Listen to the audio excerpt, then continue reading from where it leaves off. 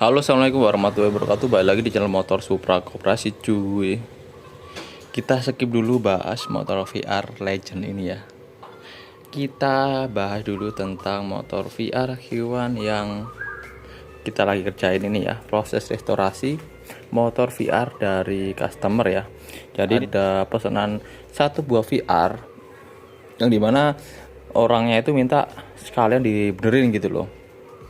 Jadi di sini untuk restorasinya itu lebih ke perbaikan, apa yang perlu diganti dan apa yang perlu dibenerin aja cuy.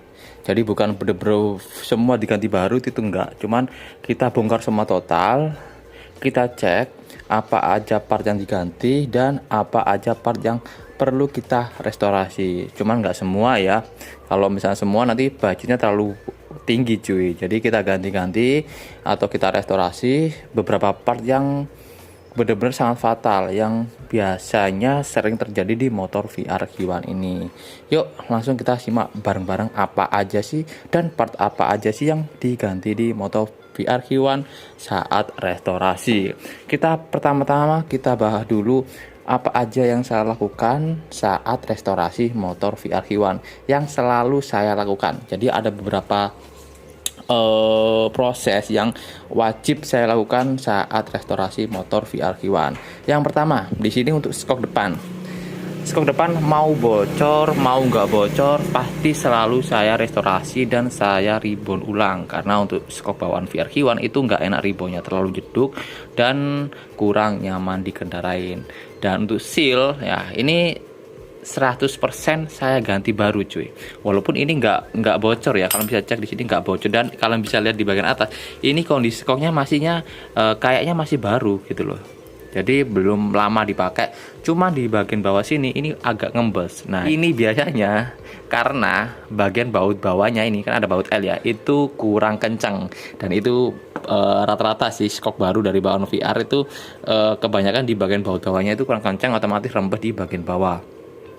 Dan ini nanti kita ganti seal juga ya, kita ganti seal baru, kita ribbon ulang biar lebih mantap. Itu yang pertama yang kita kerjakan ya. Yang kedua bagian komstir. Nah untuk komstir atau kones ini ada dua opsi ya. Kita cek dulu apa ini kondisinya masih bagus atau udah jeglong cuy. Kalau kondisinya masih bagus mungkin saya ganti grease aja atau stempel. Kalau belum jeglong ya, biasanya itu kalau udah jeglong itu kalau kita setel itu saat dibelokin kayak deg deg deg gitu loh, jadi nggak halus gitu dan itu harus kita ganti. Tapi kalau kondisinya masih bagus belum ada yang jeglong, mungkin kita ganti grease aja tanpa perlu kita ganti. Itu cukup menghemat sih karena untuk harga komstirnya itu di kisaran 65 sampai 7,5 untuk originalnya. Yang kedua ya, dan yang ketiga di bagian minyak rem atau kampas rem. Untuk kampas rem mungkin di sini jarang sih saya ganti. Kemungkinan cuman aku bersihkan aja dan yang paling penting itu di bagian minyak rem. Minyak rem selalu aku kuras ya dan aku ganti baru. Kalian bisa lihat minyak remnya ini budak banget. Sebelah kanan di sini, sebelah kiri ya ini juga udah tinggal setengah. Jadi mau nggak mau kita bleeding ulang. Jadi walaupun ini masih full, kita kuras, kita ganti minyak rem yang baru biar pengirimannya lebih empuk dan lebih mantap. Itu yang ketiga ya, pengiriman. Yang keempat adalah di bagian sini. Ini mungkin orang pada risih ya kalau lihat. Kalian bisa cek di bagian bushing arm. Nah, bushing arm kalau kita lihat dari belakang sini, nah kalian bisa cek ini. Kalau ban kalian ini itu kalian bisa cek ban kalian menceng ke kiri sini atau ke kanan gini, kalian cek bushing armnya cuy.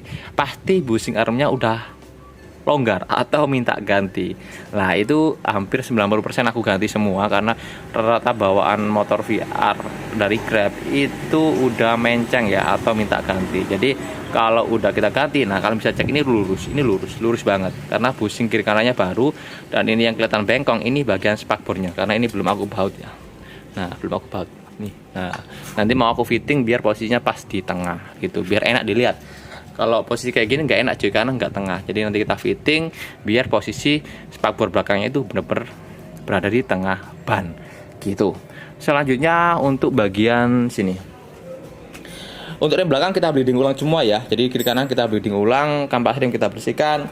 Terus bagian sini kalian bisa cek. Ini penyakit dari motor VR-Q1 dan ini wajib kita tindak lanjuti ya, atau kita perbaiki, karena kalau dibiarin kayak gini ini pasti keropos dan nanti bakalan merambah ke body-body yang lain. Jadi untuk opsi di sini atau yang saya lakukan di sini itu kita bersihkan semua. Ini yang karet-karetnya kita kelontok semua cuy. Kita semprot pakai water jet, semprotan buat nyuci sepeda itu ya, yang kencang. Itu nanti kelupas semua, otomatis tinggal kelihatan karet-karetnya.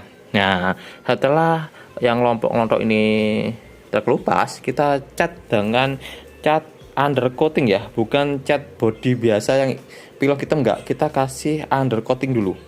Jadi cat yang kayak aspal gitu cuy, yang kental. Nah, kalau udah kering baru kita lapisi dengan cat hitam biasa. Kenapa kita kasih undercoating? Alasannya karena itu lebih kuat daripada cat biasa cuy. Karena teksturnya itu kental, ada kayak aspal-aspal gitu, otomatis lebih tahan terhadap karat daripada cat-cat seperti pilok-pilok yang warna hitam-hitam biasa gitu. Jadi ini bisa juga buat contoh buat kalian ya, kalau body kalian yang VR-Q1 ini ngelontok, kalian lebih baik pakai cat di tone yang undercoat ya, harganya 30 ribuan untuk yang 30 mili. Jadi itu mantap banget karena udah tak terapin di beberapa garapan saya sebelumnya ya.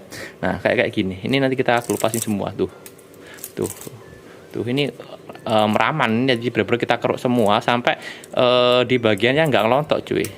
Nah, biar nanti yang ngelontok-ngelontok itu ketutup semua dengan cat undercoat gitu. Terus yang keempat apa kelima tadi ya, bagian stok ini belakangan di sini kita nggak bisa restorasi ya. Jadi kalau misal kondisinya seperti ini, ya wes kita dapatnya kondisi seperti ini. Jadi untuk stok di sini nggak ada opsi untuk perbaikan ya. Kalau kalian pengen ganti ya nggak masalah. Tapi kalau kalian nggak pengen ganti ya tetap kita nggak bersihkan aja, nanti kita semprot ya biar nggak ada oli-olinya. Cuman untuk perbaikan kita nggak ada pilihan. Ya mungkin kalau ganti oke, kita bisa carikan. Cuma kalau diganti kita nggak ada opsi untuk penggantian skok belakang ya. Terus bagian poster di sini ini masih aman sih, kiri kanan. Terus bagian body ya, body di bagian sini hitam-hitam kasar itu kita cat dengan cat Dirton yang dashboard original ya. Jadi warnanya nanti seperti baru, seperti punya saya itu hitamnya itu hitam banget ya. Jadi nggak kayak gini bulak gini, dan tentunya itu membuat motor ini jadi kelihatan baru cuy. Nah, bagian semua yang hitam-hitam kasar ini semua ini kita cat nanti. Kita cat pakai Dirton 100% dashboard ya. Original dashboard atau apa sih kalau bisa cek di gambar. Pokoknya itu biasanya bodi kasar ini kalau 2 lapis itu ngabisin 1 kaleng ya. Jadi agak tebel sih memang. Cuman ya nanti biar lebih awet untuk hasil catnya. Gitu. Terus selanjutnya di bagian mana lagi ya? Untuk menyaring tadi kita udah bahas. Dan bagian-bagian kecil ini juga kita cat. Dan untuk body, nah di body sini kita nggak ada opsi juga. Untuk body tergantung bawaan ya yang kalian dapat. Misalkan di sebagian sini ada yang pecah ya. Tadi mana ya? Ada yang pecah ini nih. Di bagian sini ada yang pecah dan ketinggalan di sini. Nah, kalau partnya masih ada yang ketinggalan di sini, nah opsinya nanti kita solder, kita lem, kita solder biar seperti aslinya gitu. Tetapi kalau misalkan ada yang pecah seperti di bagian mana tadi? Ini. Nah, di bagian sini mana tadi ya? Ada tadi yang depan. Oh, ini. Nah. Ini 90% rata-rata pecah sih memang di motor VR. Nah, di bagian bawah sini, nah nih, ini pecah dan ini potongannya nggak ada. Ya wes, kita nggak bisa ngasih opsi dan kita nggak bisa ngasih perbaikan cuy. Karena kalau misal udah aku coba beberapa kali dan hasilnya nggak maksimal, malah nggak bisa rapat gitu.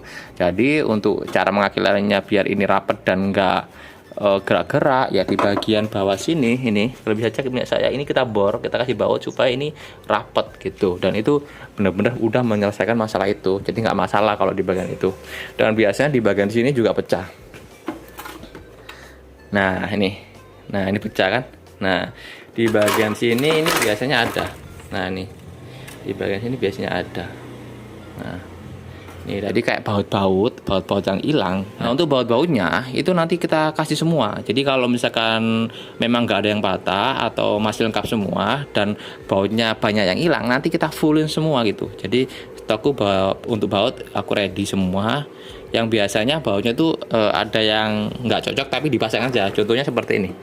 Nah ini baut apa ini?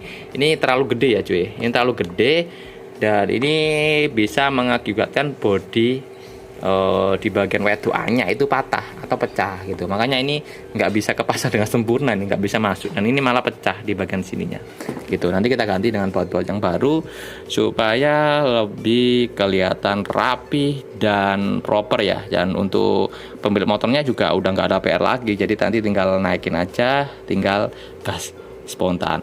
Untuk request baterainya ini kata masku itu minta yang 50 Ah ya. Jadi ini mungkin sekalian nunggu baterainya jadi. Nanti kita fitting lagi untuk tempat baterainya ya. Karena biasanya tuh kalau yang 50 Ah taruh di jok itu agak nyuak dikit di bagian jok atasnya cuy. Nanti kita kerjakan lah. Gampang kalau cuman itu. Jadi mungkin itu aja video tentang restorasi motor VR kali ini. Jika kalian minat dengan jasa saya, kalian bisa langsung hubungi aja nomor di bawah.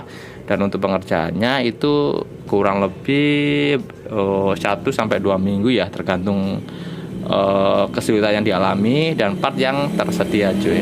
Oke, jangan lupa like dan subscribe ini. Dan sampai ketemu di video saya selanjutnya. Saya Assalamualaikum warahmatullahi wabarakatuh. Bye bye.